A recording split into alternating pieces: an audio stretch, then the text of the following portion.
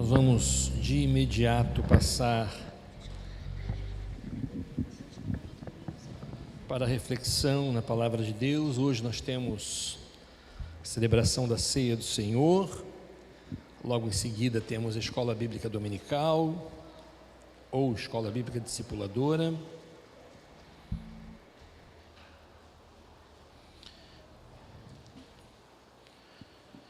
Você vai abrir a sua Bíblia, acessá-la no livro do Apocalipse,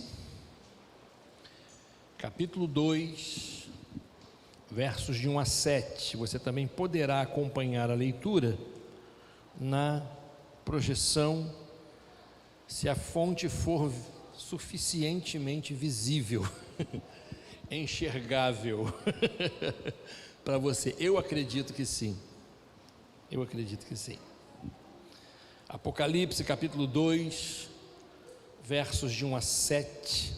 Eu vou pedir por favor que acendam mais uma luz no salão, porque eu não estou conseguindo enxergar o rosto de quem está do meio para o final do templo. Obrigado. Não precisavam tantas, mas abençoou. Apocalipse capítulo 2, versos de 1 a 7, a Bíblia diz assim para a gente: escreve ao anjo da igreja de Éfeso, isto diz aquele que tem na sua destra as 7 estrelas, que anda no meio dos 7 castiçais de ouro. Conheço as tuas obras e o teu trabalho e a tua paciência, e que não podes sofrer os maus, e puseste à prova os que dizem ser apóstolos e não o são, e tu os achaste mentirosos. E sofreste e tens paciência e trabalhaste pelo meu nome e não te cansaste. Tenho, porém, contra ti que deixaste o teu primeiro amor. Lembra-te, pois, de onde caíste e arrepende-te e pratica as primeiras obras. Quando não, brevemente a te virei e tirarei do seu lugar o teu castiçal, se não te arrependeres. Tens, porém, isto, que odeias as obras dos nicolaítas, as quais eu também odeio. Quem tem ouvidos, ouça o que o Espírito diz às igrejas. Ao que vencer, dar-lhe-ei a comer da árvore da vida, que está no meio do paraíso de Deus. Que Deus abençoe a leitura da sua palavra no nosso coração. Vamos orar? Senhor, em nome de Jesus, eu suplico a tua graça e a tua misericórdia para com a nossa vida. Estamos diante de um texto da tua palavra, mais um, porque toda a tua palavra é divinamente inspirada e proveitosa para uma série de coisas, mas o objetivo final é para que o homem de Deus seja perfeito e perfeitamente habilitado para toda boa obra. E aqui estamos diante desse texto, e eu te peço, Deus, ajuda-nos a que este propósito seja alcançado por nós, e de forma muito especial, a nossa vida seja ainda mais aperfeiçoada para a glória do teu nome. Peço, por favor, que tu perdoes os nossos pecados, em nome de Jesus. Amém. Antes de eu anunciar o tema do sermão, falar qualquer coisa sobre o sermão, eu quero dizer quais não são os propósitos da reflexão desta manhã, tá? Eu não pretendo fazer uma exposição desse texto. Quando eu estava refletindo sobre ele, e com um objetivo muito específico, tendo em vista o contexto desta manhã de Ceia do Senhor e o momento que estamos vivendo dentro deste contexto e processo pandêmico da nossa nação, algo me saltou aos olhos para que pudesse, sobre uma característica, uma questão que envolve a vida desta igreja, refletir nesta manhã. Mas ao mesmo tempo que isto aconteceu, uma coisa surgiu ao meu coração, e dentro muito em breve, eu estarei iniciando uma série de mensagens em cima das cartas às igrejas do Apocalipse, sobre o seguinte tema. Eu já até tenho o tema, né? Cartas de Deus à Igreja Batista Vida em Niterói, né? Então a gente vai pegar do capítulo 1 até o capítulo 3, e a gente vai refletir tanto no aspecto introdutório, né, na revelação de Jesus a João, naquela imagem maravilhosa relatada e registrada no capítulo 1, e nos capítulos 2 e 3, a cada uma das cartas, a cada uma das igrejas, aquilo que Jesus mandou João escrever. Então aguardem, orem por isso, né, porque nós estaremos refletindo. Então este não é o meu objetivo hoje. O meu objetivo hoje é para falar sobre um assunto que nós podemos inferir e retirar deste texto da palavra de Deus para sobre nossas vidas aplicarmos. Amém? Por isso, então, o tema da nossa reflexão nessa manhã é: restaure o seu entusiasmo. Restaure o seu entusiasmo. Por que isso me veio ao coração? Porque nós estamos, todos nós, vamos falar aqui, eu não vou usar o português mais popular para isso, mas todos entenderão aquilo que eu quero dizer no popular, né? Mas todos nós estamos de paciência esgotada com tudo que vem acontecendo, não é verdade? Todos nós estamos com a paciência esgotada. A nossa tolerância, o nível da nossa tolerância está cada vez menor. Estamos nos tornando pessoas impacientes, estamos nos tornando pessoas ainda mais intolerantes, sabe? Algumas coisas, elas já nos causam ojeriza, e eu estou dizendo isso a nível de notícias.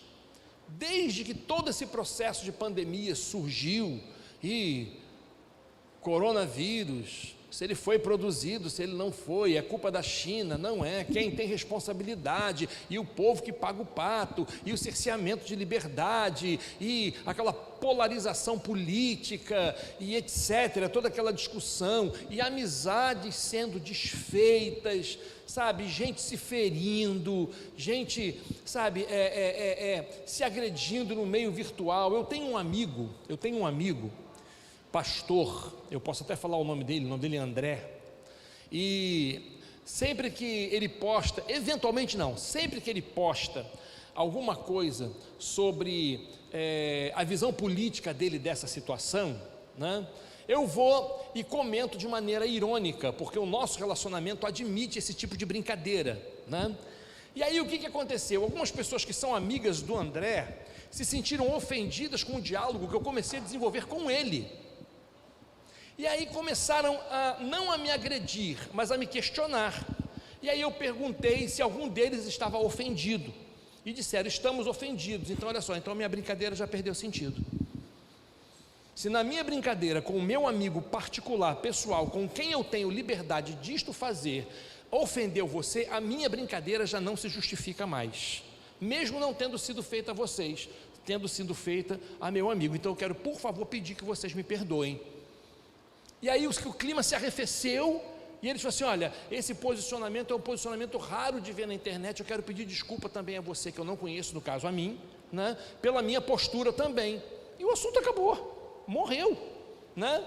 Depois eu chamei o André no privado e falei assim: olha só, eu só comento alguma coisa com você agora via Messenger, tá? Não comento mais dentro de Facebook não. Ele vamos fazer a nossa zoeira aqui no off, né? Que aqui fica só entre nós dois. Então tá ótimo, beleza, mas esse é o clima, sabe? É como o coração das pessoas está.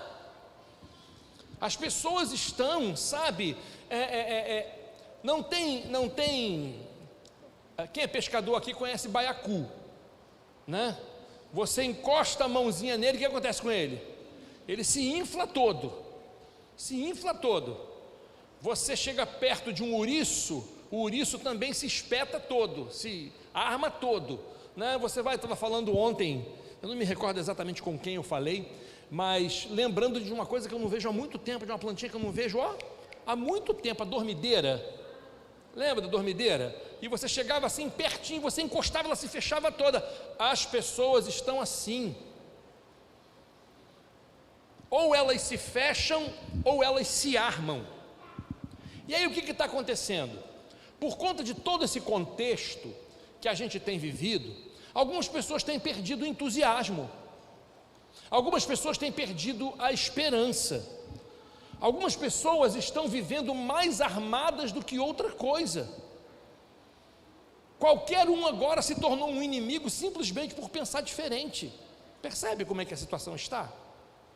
E isto pode estar afetando, e se não estiver afetando, eu quero aproveitar a ocasião, eu quero aproveitar a oportunidade para tentar vacinar o meu povo, vacinar a minha gente contra esse tipo de comportamento, mas principalmente o nosso comportamento no que se refere a Deus, no nosso relacionamento com Ele. Por isso eu quero falar sobre restaure o seu entusiasmo, porque esse tempo também nos leva a nos cansarmos, a gente se cansa, sabe?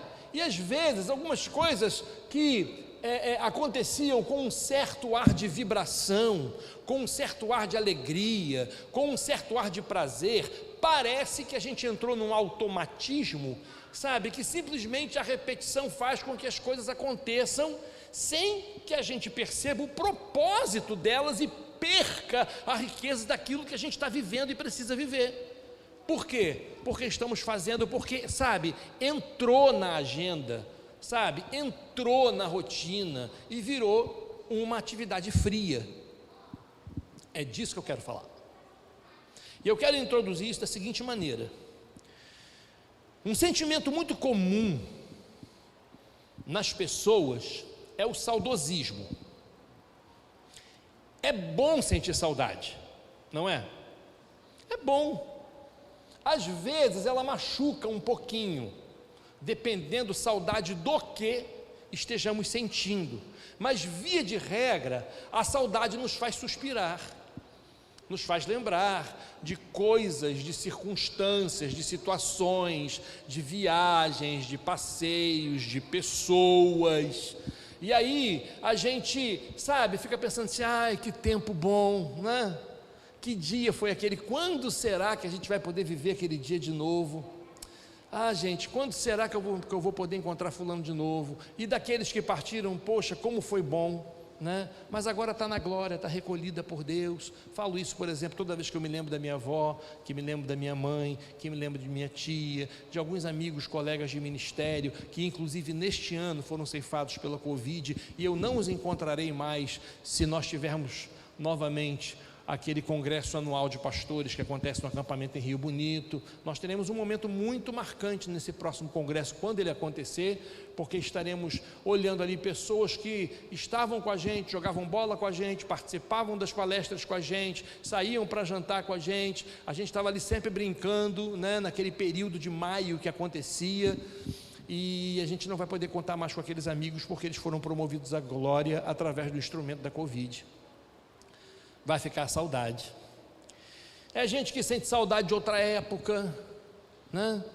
Gente que sente saudade de outro tempo, gente que sente saudade de outras pessoas, gente que sente saudade daquilo que fazia, sabe? Gente que sente saudade de como era, tinha um comportamento, sabe, operoso, sabe? Era uma vida operosa, era uma vida ainda mais producente do que nesse tempo.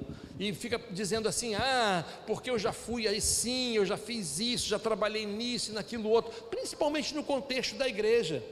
A gente não despreza de maneira alguma nenhum dos tempos pelos quais passamos enquanto crentes, e a igreja ao longo dos anos viveu tempos lindos, momentos extraordinários, momentos necessários, momentos de dificuldade, momentos de luta, momentos de superação, e pessoas muito queridas estiveram juntas de nós, e nós obviamente junto delas. A gente tem saudade de coisas que a gente fazia. Embora o saudosismo, queridos, seja um sentimento necessário, e muitas vezes, e por nossa opção, ele acaba se tornando salutar, porque ele nos faz lembrar da nossa história, porque ele nos faz lembrar que a gente teve vida, e que a nossa vida continua sendo escrita, e quando chegar alguns anos, por exemplo, à frente, Deus nos permitindo a Ele chegarmos, vamos olhar para este tempo aqui também, certamente com um certo ar de saudade. Mas também tem uma coisa muito perigosa no saudosismo. Qual é o perigo? É que ele pode causar um efeito muito ruim nas pessoas. Que efeito ruim é esse? Há pessoas que já foram atingidas por esse efeito.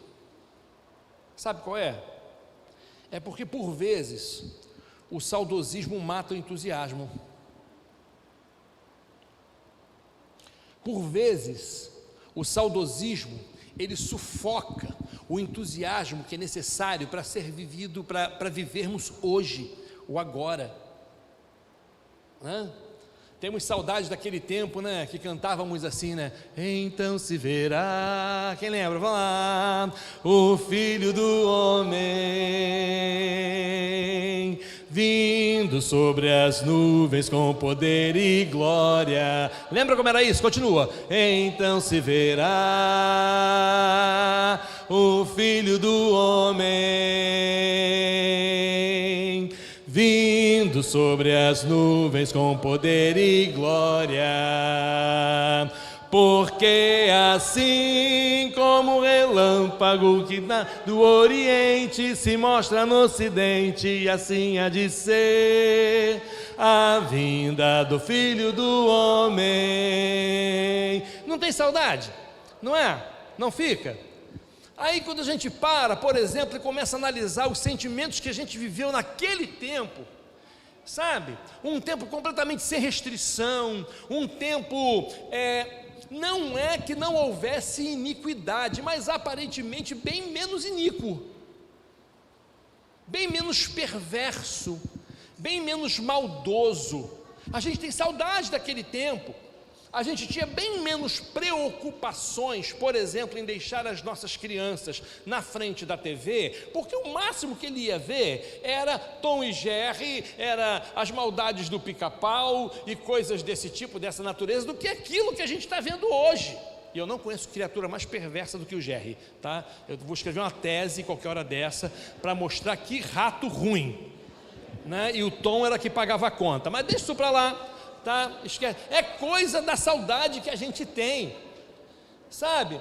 Mas aí a gente olha e pensa assim, a gente não vai conseguir viver mais aquilo, então isso rouba o nosso entusiasmo agora. Isso afeta a nossa vibração agora.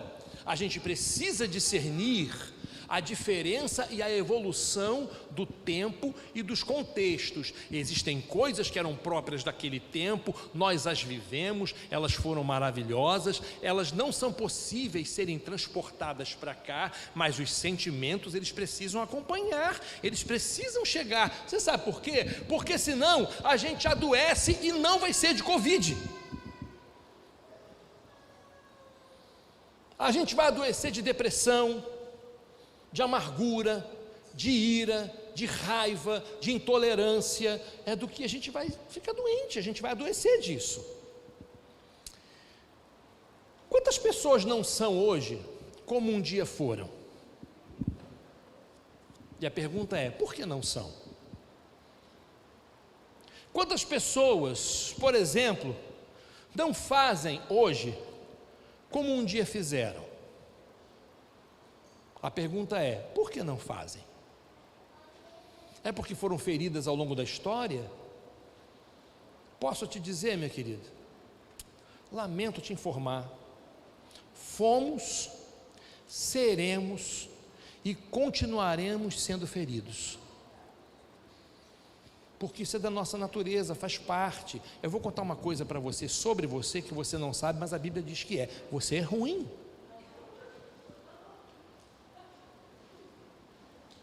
Eu sou ruim.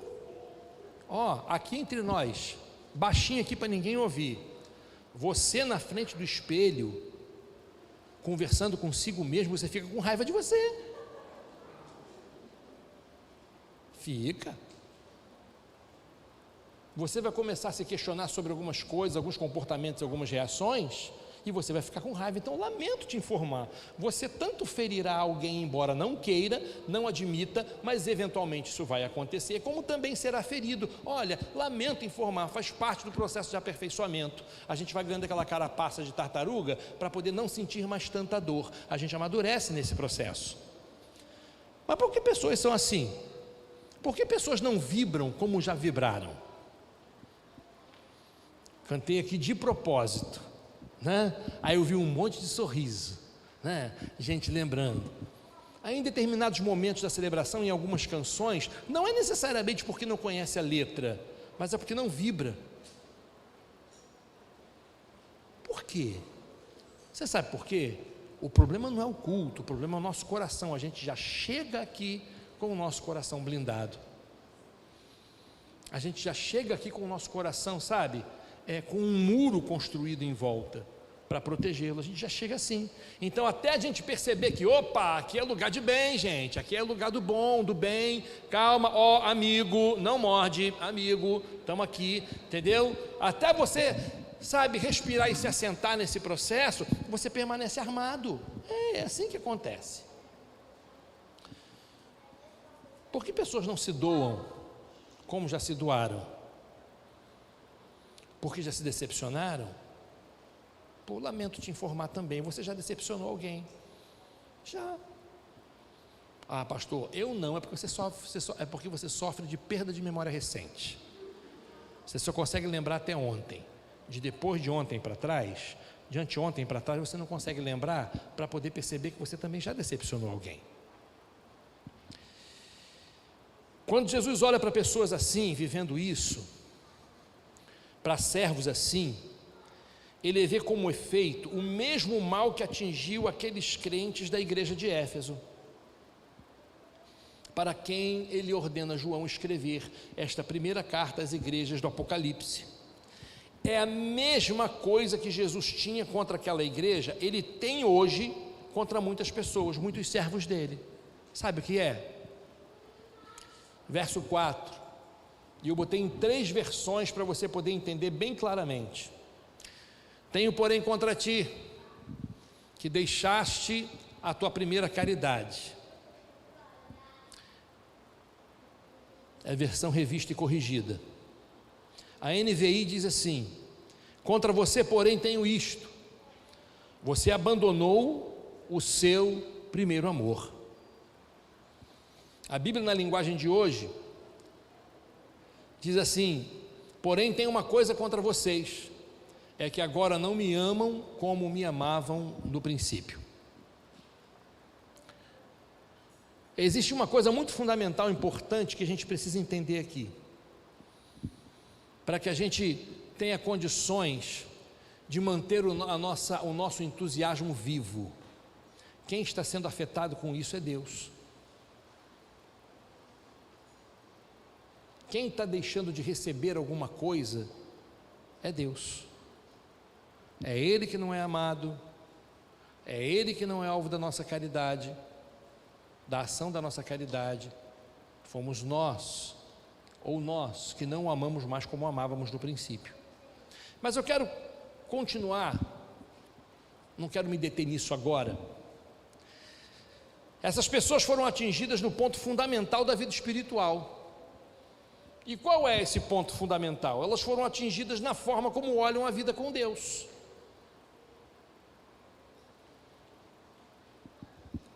Elas foram atingidas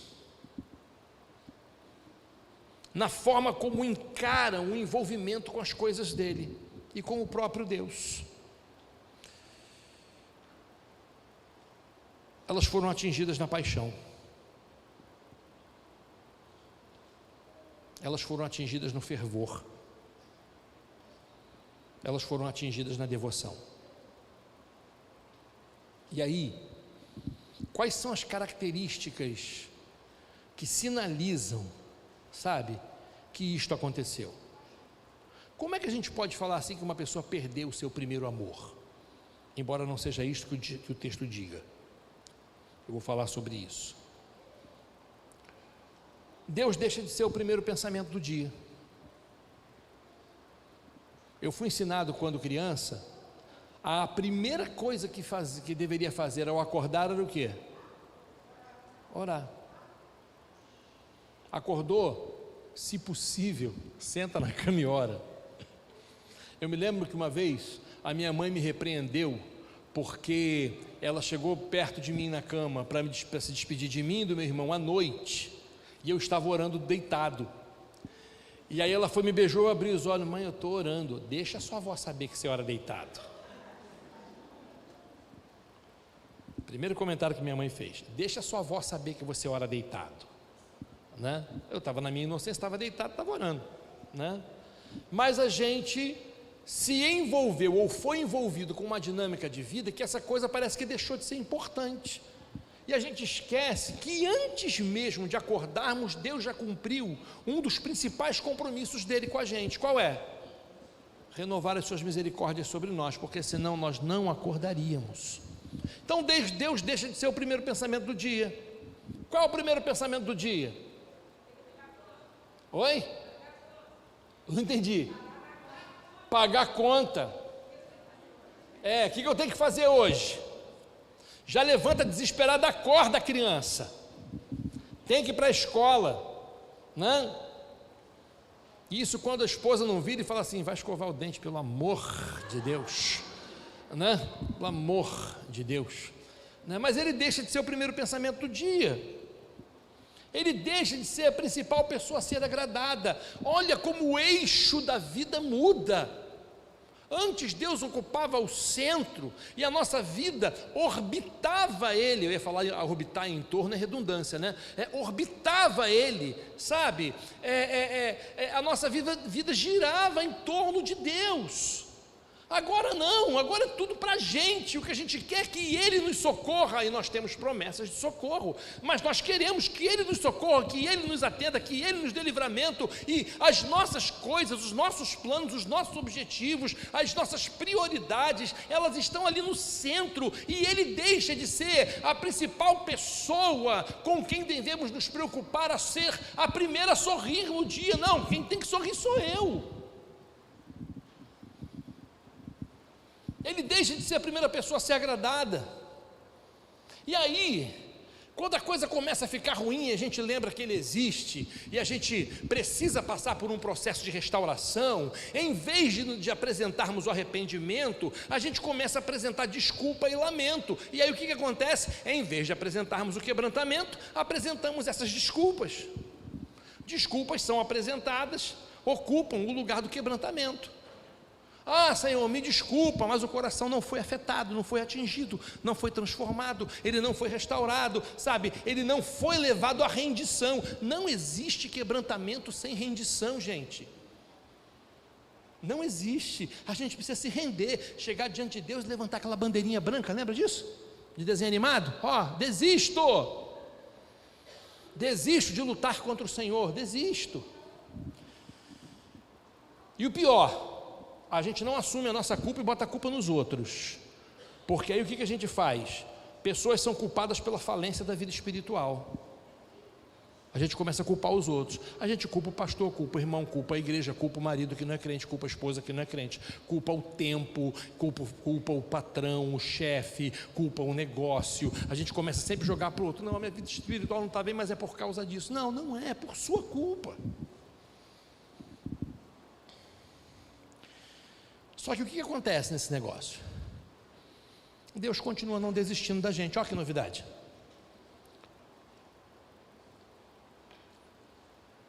Deus continua não desistindo de mim e de você. Vocês já repararam que hoje eu tomei meu remedinho, não é? Repararam? Repararam, né? Estou devagar, calmo, sereno e tranquilo, né? Estou fluindo bem. Vamos lá. Deus não desiste de você. Ele quer restaurar o seu entusiasmo, Ele quer levá-lo ao ponto de onde nunca deveria ter saído. Ele quer fazer você reencontrar a sua paixão por Ele. Ele quer que você reencontre a sua paixão pela igreja. Ele quer que você reencontre a sua paixão em servi-lo. Ele quer, por exemplo, que você reencontre a sua paixão em aprender dEle. Daqui a pouquinho teremos a escola bíblica discipuladora, e eu já sei sem culpa no coração e sem querer usar o púlpito para poder agredir, para poder ferir. Eu sei que tem pessoas que não têm o hábito de ficar na escola bíblica discipuladora. E aí daqui a pouco, sabe o que fica fazendo? Fica vendo o anjo voando. Entendeu? Vai ficar procurando chifre em cabeça de cavalo e pelo em ovo.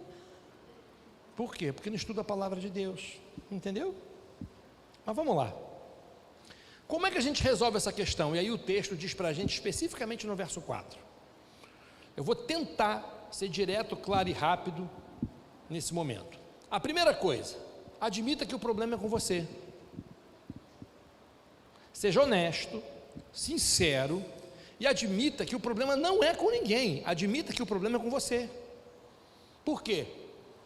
Quando Jesus vai e revela a João que deveria ser escrito à igreja de Éfeso, ele manda que isto seja escrito ao anjo da igreja, ou seja, ao líder da igreja, ao pastor da igreja. Eu já ouvi o absurdo, pelo menos para mim isso é um absurdo, de que cada igreja tinha um anjo supremo que controlava e tomava conta da igreja. Ora, por favor, Deus está repreendendo o anjo porque ele perdeu o primeiro amor? Não, está repreendendo o pastor da igreja, o líder da igreja, né?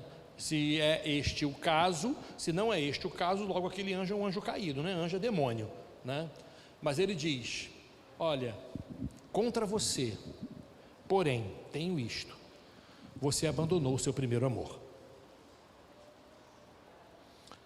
O pastor estava personificando a igreja. Aquilo que estava acontecendo com o pastor, com a liderança, estava se refletindo na igreja.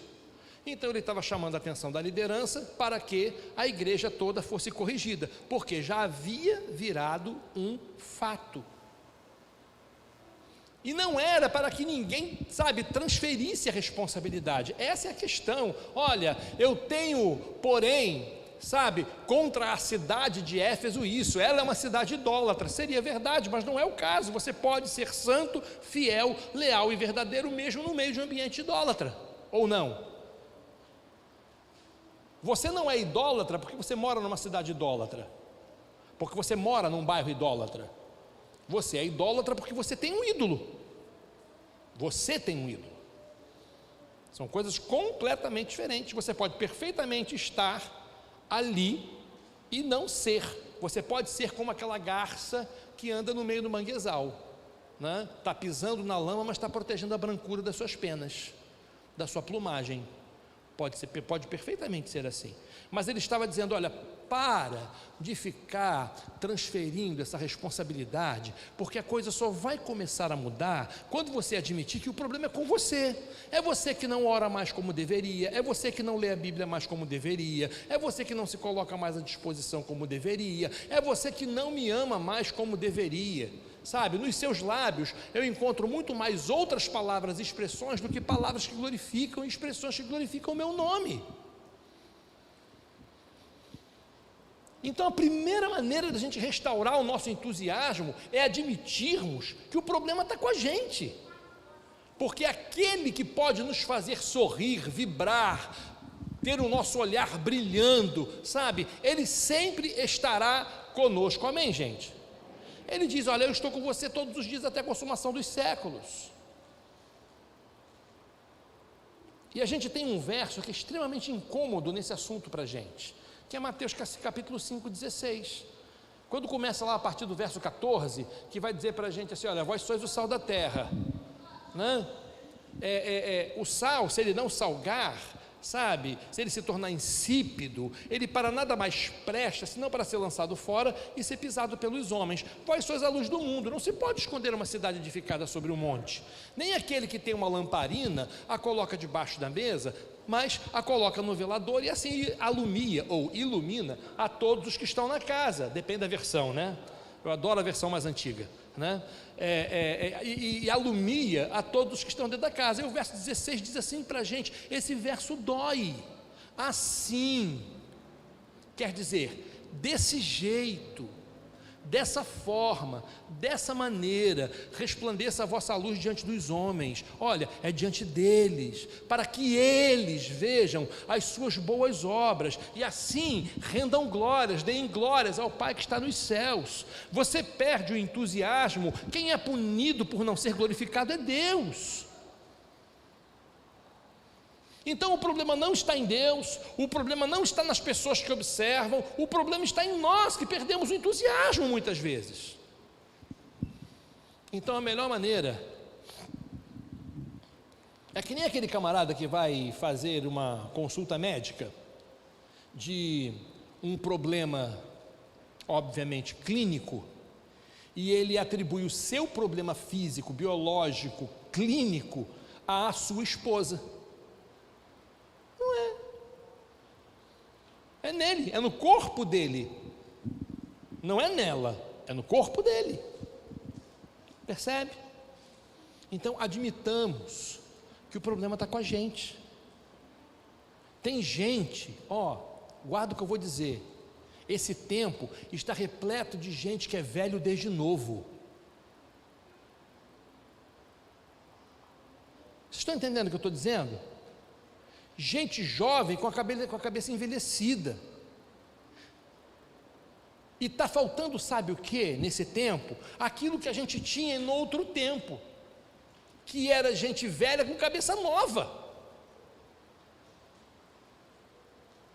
Você conhece, não conhece? Lembra de alguém? Eu gosto de Heraldo. Eu gosto de Heraldo por uma série de motivos, um monte de motivos. Ele é velho. Estou falando alguma mentira, Heraldo? Verdade. Você se ofende com isso? Verdade. Você se ofende com isso, Heraldo? Você se ofende com isso, Heraldo? De jeito nenhum, mas olha lá, é novo. É novo desde velho. A gente precisa disso, gente. Sabe aquele pessoal zangado? Vou te falar, hein? Chato com X, hein? Chato com X, hein? Por favor, hein? Então admita que o problema é com você, amigão. Admita que o problema é com você. Segundo, senão eu não vou cumprir minha promessa. Vamos lá, cumprir minha promessa. Já tem 35 minutos de sermão. Outra coisa difícil, ouse fazer o caminho de volta. Ouse fazer o caminho de volta. Ele diz assim: olha, contra você, porém, tenho isto: você abandonou o seu primeiro amor. Como eu disse para vocês que o texto não falava do amor, do primeiro amor ter sido perdido, mas abandonado, porque quem perde não sabe onde está, mas quem abandonou sabe muito bem onde largou. Você sabe uma coisa que a gente tem muita dificuldade nesse tempo? É gente que tem dificuldade de dar o braço a torcer.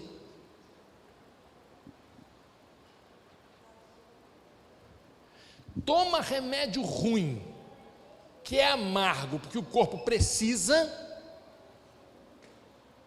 mas não admite passar pelo processo de pedir perdão, como se pedir perdão fosse amargo. Às vezes, diante da ofensa, o assunto é grave, ótimo, a gente entende, mas o remédio continua sendo o mesmo. Gente, teve uma época que eu era magro que dava dó, mas ruim de tão magro, ou magro de tão ruim. A minha avó ficou preocupada, sabe o que ela comprou para eu tomar? Biotônico Fontoura.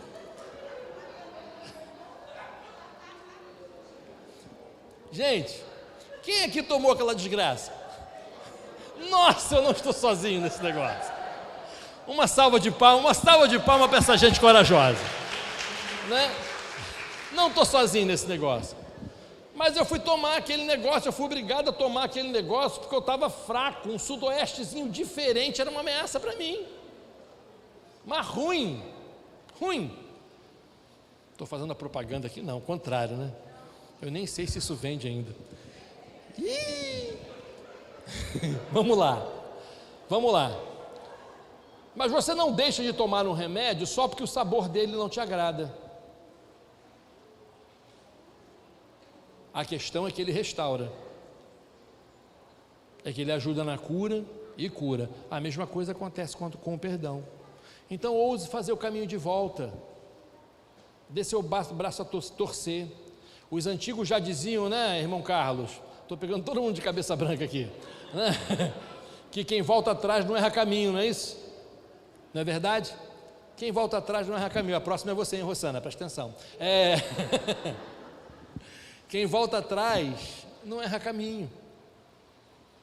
A gente precisa, além de admitir que o problema é com a gente precisa ser humilde o suficiente para poder voltar atrás.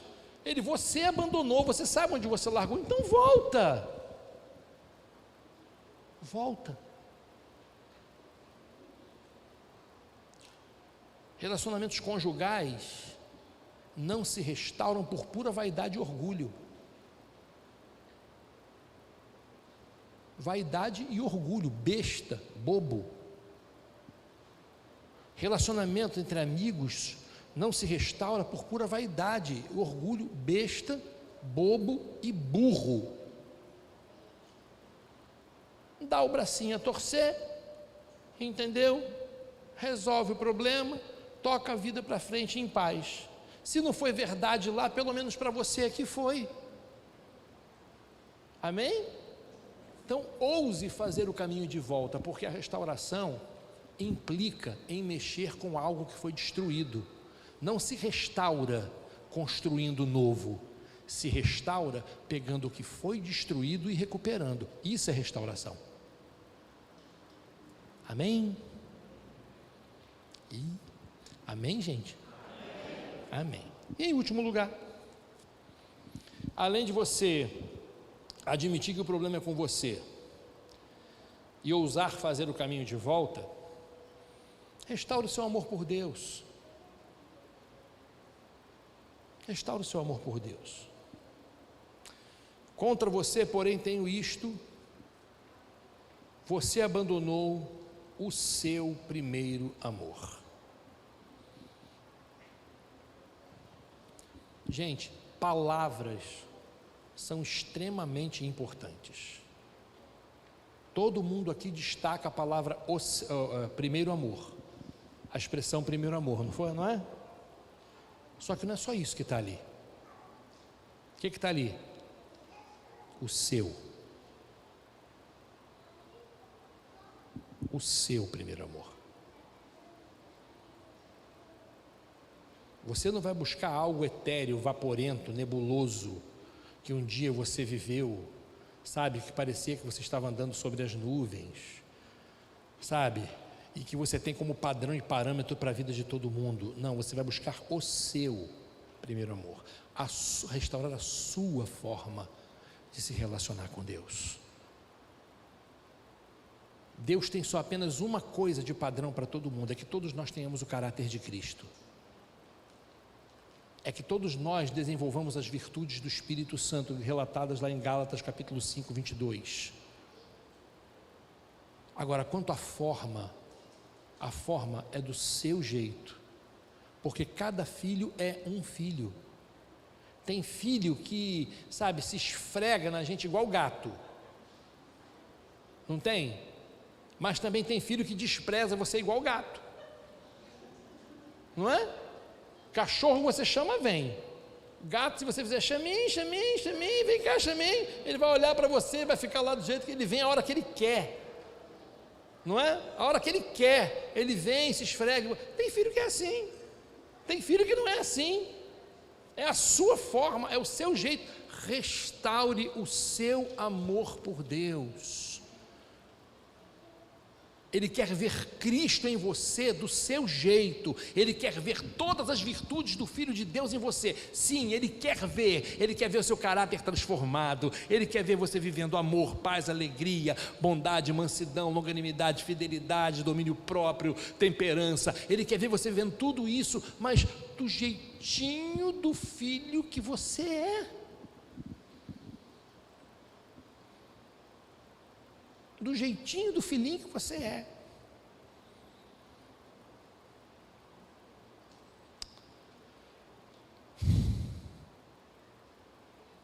Quanto tempo faz que esse gato não se esfrega nas pernas de Deus, hein?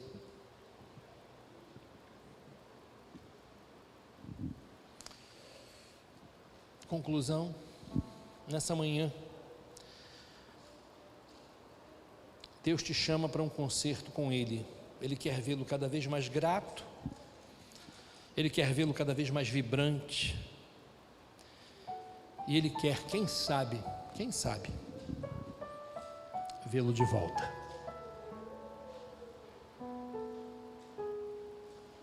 Quem sabe vê-lo de volta. Restaure o seu entusiasmo. Se você não lembra, faz tanto tempo, reaprenda a vibrar com Deus, a vibrar pelas coisas de Deus, a celebrar. Essa semana tivemos mais 2 conversões no discipulado. Eu nem dei publicidade a isso, porque foi pedido para que eu não desse publicidade. Mas 2 conversões no discipulado. Olha só, Jesus está salvando fora do domingo. Olha só que coisa linda, né? E Jesus está salvando fora do sermão pastoral. Olha que coisa maravilhosa. Olha que coisa maravilhosa. Gente, está pedindo para fazer discipulado. Já tinha encerrado a inscrição. Já estou me reunindo, já estou começando a conversar. Vamos criar um expediente para poder reabrir, mas temos que treinar mais gente. Vamos treinar mais gente, porque tem gente que quer, porque está vendo o que está acontecendo na vida das pessoas. Querido, vibre com o que Deus está fazendo. Mas não apenas nisto, faça parte, deixe Ele fazer isso com você e através de você.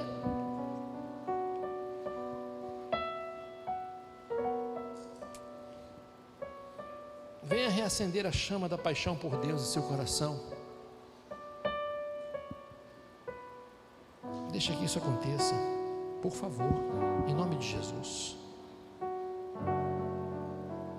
Eu queria que você orasse. Eu não vou fazer apelo. A única coisa que eu quero, que é meu objetivo nessa manhã, é que aconteça com você aquilo que Deus insistentemente tem feito comigo. Leonardo, você está preocupado com tantas coisas e uma só te é necessária.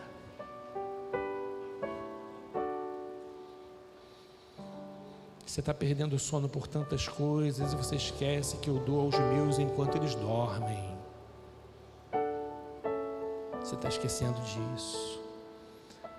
Se preocupa comigo, com o meu reino, e as outras coisas vão ser acrescentadas, Leonardo. Se preocupa com isso. Pois é. Isso não vai retirar de mim nenhuma das responsabilidades que tenho. Só vai me ensinar a colocar a pessoa certa no centro. Baixe sua cabeça. Quero voltar ao início de tudo, encontrar-me contigo, Senhor. Quero rever meus conceitos e valores. Eu quero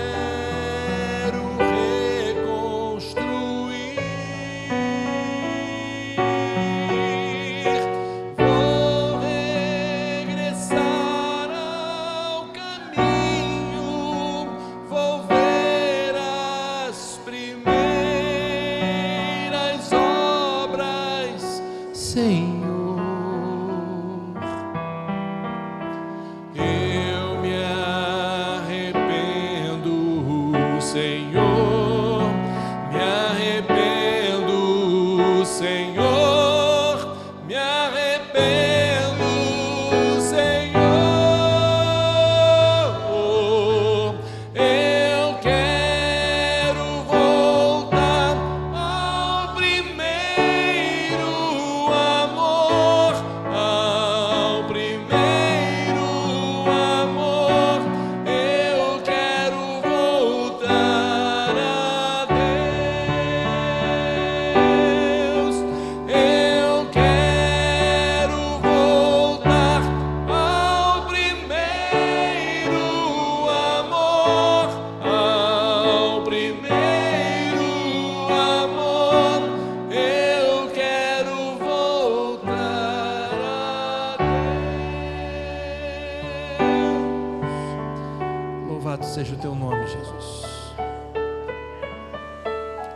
bendito eternamente o teu nome, Deus. Ajuda-nos, ó Pai, a restaurarmos o nosso entusiasmo, porque o Senhor não mudou e os teus planos para nós também não. Em nome de Jesus. Amém.